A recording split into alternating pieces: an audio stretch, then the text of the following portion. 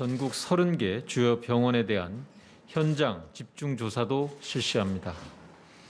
아울러 8월 26일 수도권 소재 전공의와 전임의를 대상으로 발령한 업무 개시 명령에도 불구하고 우선 이 명령을 이행하지 않은 10명에 대해서 오늘 10시 30분 경찰에 고발 조치할 계획입니다.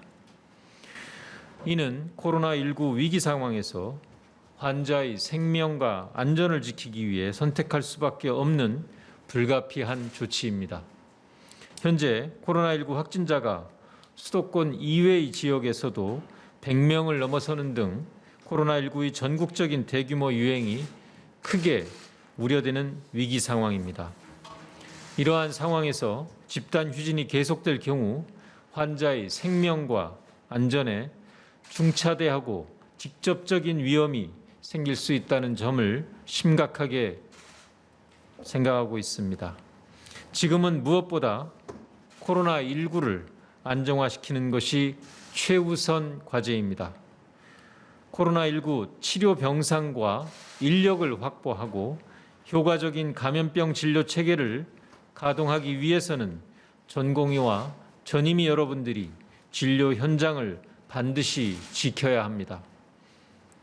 다행스럽게도 8월 26일부터 이틀간 이루어진 현장 집중조사 결과 집단 휴진에 참여한 80명 가까이 되는 인원이 업무 개시 명령 발령 이후 다시 환자들의 곁으로 돌아와 주셨습니다.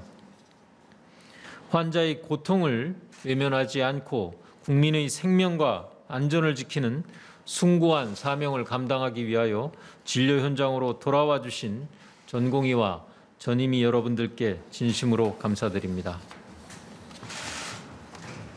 전공의와 전임의 여러분들에게 당부합니다. 지금이라도 하루빨리 환자들이 기다리고 있는 진료 현장으로 돌아오기 바랍니다.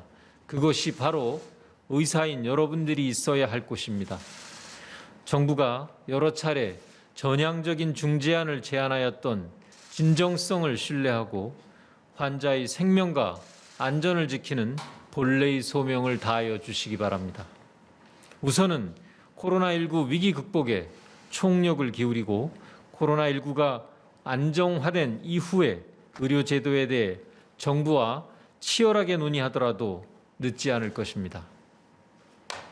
의사가 진료 현장으로 돌아오는 데에는 어떤 이유와 명분도 필요하지 않습니다.